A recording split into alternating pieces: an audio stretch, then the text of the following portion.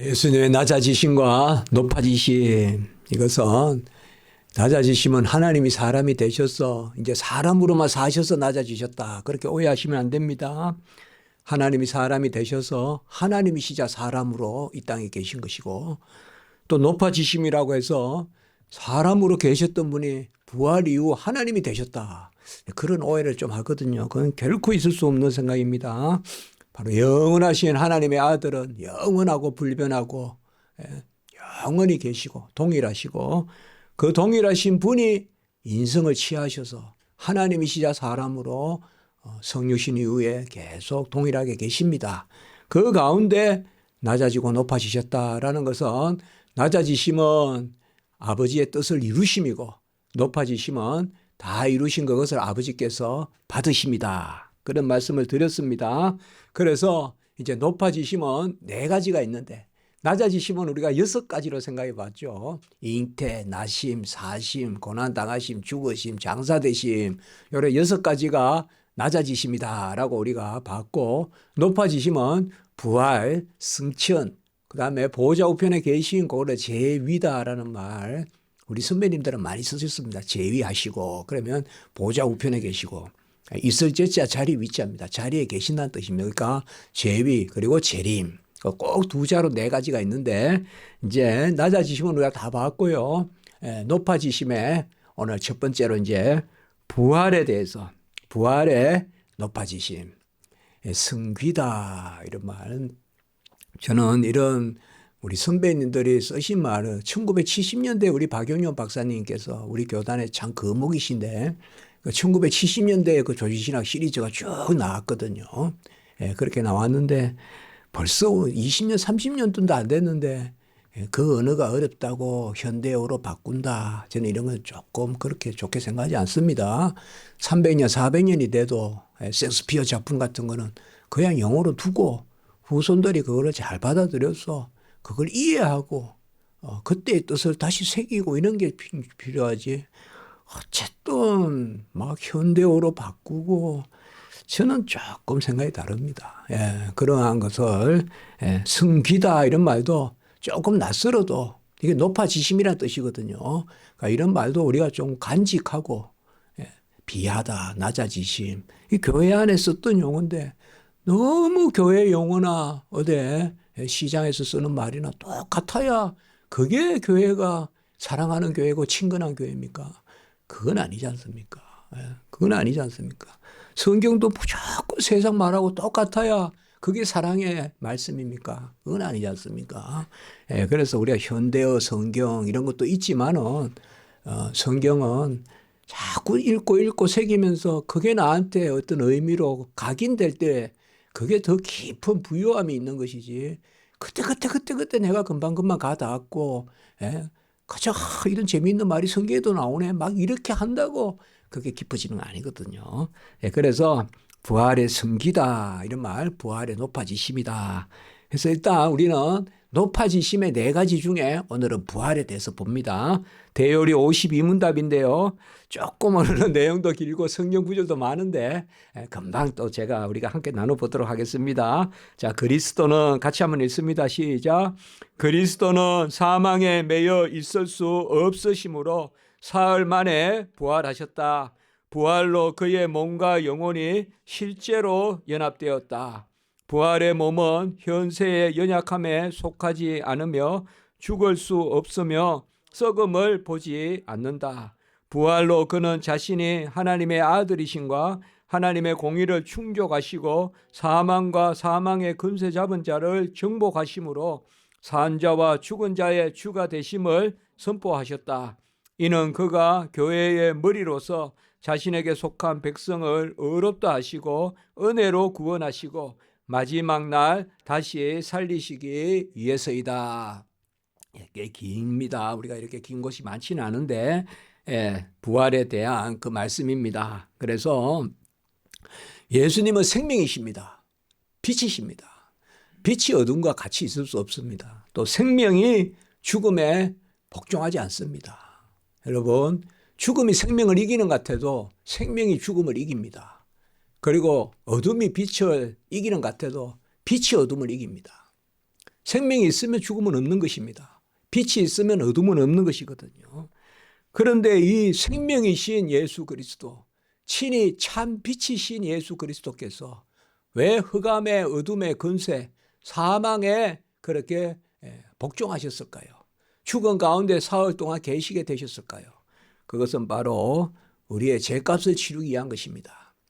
우리가 예수님이 사망에 속하지 아니하셨어요.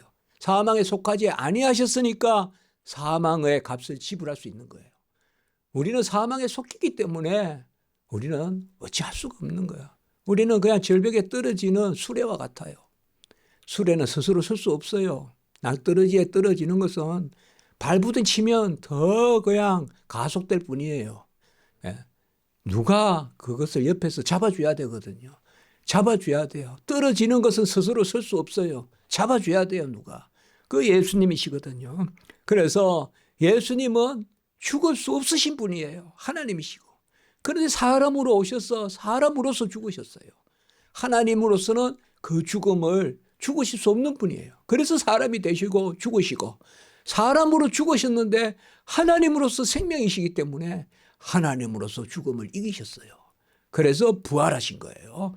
그래서 오늘 사도행전 2장 24절 먼저 같이 읽습니다. 시작. 하나님께서 그를 사망의 고통에서 풀어 살리셨으니 이는 그가 사망에 매여 있을 수 없었습니다. 이거 중요한 말씀입니다. 우리 주님께서는 사망에 매여 있을 수 없어요. 값을 치르는 기간 동안에 사망 가운데 계셨어요. 그래서 다시금 부활하심으로 몸과 영혼이, 육신과 영혼이 실제로 연합되었다 하면 이제 부활체가라고도 합니다, 우리가. 그래서 예수님께서 부활하신 모습으로 부활체가 되셨다. 그 부활체는 우리가 정확하게 다 알 수는 없지만 성경이 전하는 바에 의하면 분명히 육신인데 벽으로 들어오시고 옮겨오셨단 말이에요. 그거는 분명히 변화된 몸의 모습이에요. 변화된 몸의 모습입니다.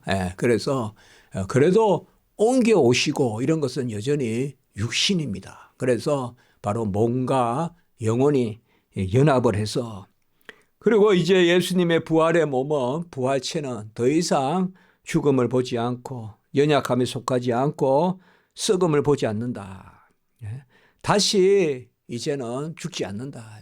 그러니까 우리가 이제 영생이다. 우리도 후에 부활하거든요. 죽기 전에 주님이 오시면 죽음을 보지 않고 변화합니다. 신령하게 변합니다, 우리가. 그러나 죽음 이후에 주님이 오시면, 주님이 지금 오늘 이 순간에도 오실 수 있잖아요. 또 내일도 오실 수 있고, 한 달 후에 오실 수도 있고, 수조 후년 후에도 오실 수 있고, 수억 조년 후에 오실 수도 있고. 그걸 한정하면 안 돼요, 여러분들. 한정하면 안 돼요. 그래도 뭐 천년 내로는 안 오시겠냐? 그것도 다 안 되는 이야기입니다. 모릅니다, 우리는.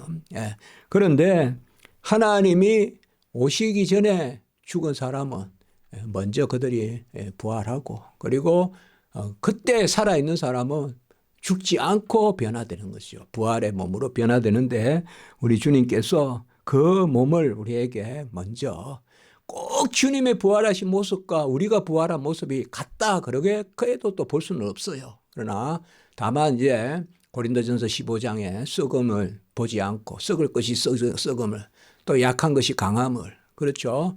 그 다음에 육체에 속한 것이 이제 신령한 것으로 그렇게 변하는 거거든요. 그게 바로 신령한 몸이거든요.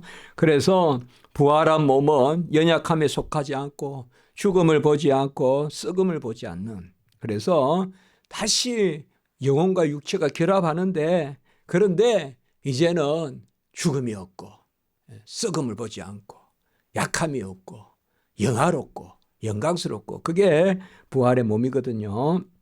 그래서 시편 16편 10절을 그 밑에 같이 한번 읽고 또 말씀 진행해 보겠습니다. 시작. 이는 주께서 내 영혼을 소홀히 버리지 아니하시며 주의 거룩한 자를 멸망시키지 아니실 것임이니이다. 물론 시편 16편 10절에 이 스올이라는 말은 구약으로 말하면 지옥, 신약으로 말하면 이게 하데스라고 하는데요. 지옥을 의미하는데, 이 말이 뭔가 하면 바로 영 죽은 가운데 두지 않는다.